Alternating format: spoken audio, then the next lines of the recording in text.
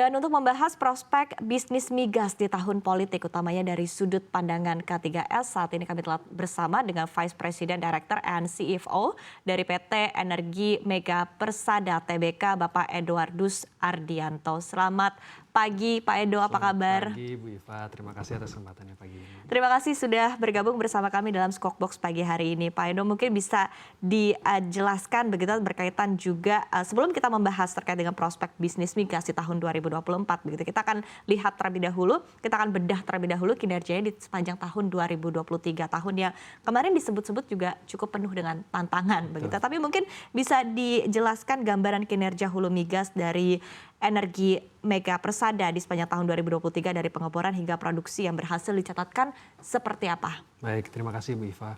Selama tahun 2023 ini EMP telah berhasil untuk melakukan pengeboran sumur-sumur, baik sumur eksplorasi dan juga sumur pengembangan, di mana kami berhasil melakukan pengeboran 7 sumur eksplorasi dan juga 5 sumur pengembangan.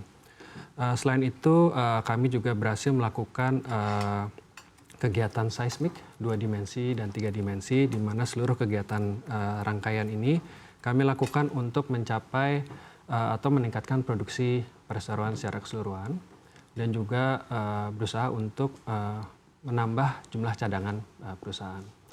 Selama tahun 2023 lalu kami telah memproduksi sekitar 6.000 barrel per hari minyak dan juga sekitar 180 juta kaki kubik per hari selama tahun 2023. Oke, baik. Tapi mungkin bisa digambarkan untuk gambaran wilayah kerja migas yang saat ini dioperasikan oleh EMP begitu ya, dan sebetulnya kalau dari dibedah lagi begitu yang menjadi kontributor utama ini di wilayah kerja mana dan seperti apa sebetulnya mungkin prospek dan juga potensinya ke depannya. Baik, saat ini EMP memiliki 11 wilayah kerja, di mana 10 wilayah kerja berlokasi di Indonesia dan 1 berlokasi di Afrika.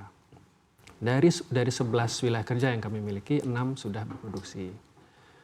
Di mana ada 4 kontributor wilayah kerja yang memberikan kontribusi dalam produksi dan juga pendapatan perusahaan, yaitu wilayah kerja Malaka dan Bentu di Provinsi Riau, wilayah kerja Kangyan di Jawa Timur, dan juga wilayah Sengkang di Sulawesi Selatan, di mana keempat wilayah kerja tersebut memberikan kontribusi sekitar 90% dari total produksi EMP. Oke, baik. Dari EMP sendiri juga telah melaporkan kepada SKK Migas begitu ya, akan mengebor 2 sumur pengembangan di Sumatera Utara. Betul. Seperti apa Pak Edo untuk update-nya dan mungkin potensinya untuk 2 sumur di wilayah Sumatera Utara ini? Baik.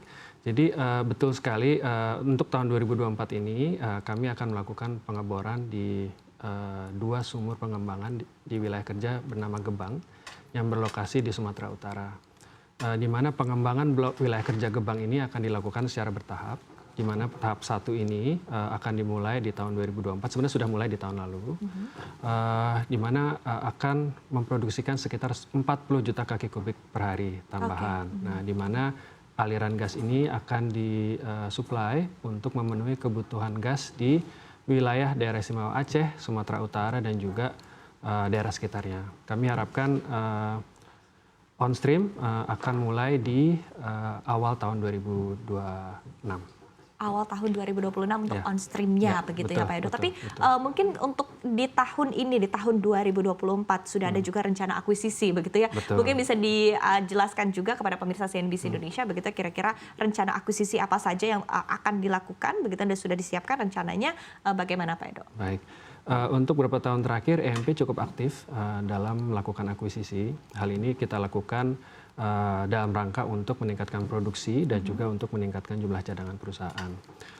Tahun lalu sendiri kami sudah melakukan 3 akuisisi, di mana 2 akan harapkan bisa selesai di awal tahun ini, Bu Iva. Oke, baik. Pertimbangannya untuk akuisisi ini sendiri dari EMP, apa yang menjadi faktor pertimbangan untuk melakukan aksi korporat termasuk akuisisi ini begitu Pak Edo? Betul.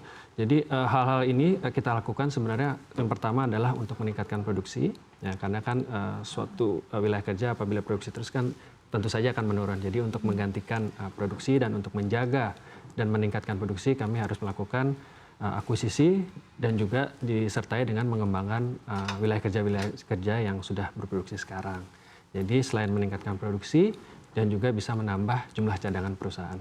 Oke, untuk targetnya di tahun 2024 ini sendiri begitu ya, berapa persentase kenaikan untuk produksi sebetulnya? Oke, untuk tahun lalu kami berhasil meningkatkan produksi minyak di atas 10%. Jadi kami harapkan tren ini tetap terus dapat berlanjut di tahun-tahun yang akan datang, di mana kami menargetkan untuk ada pertumbuhan sekitar 10-15% per tahunnya.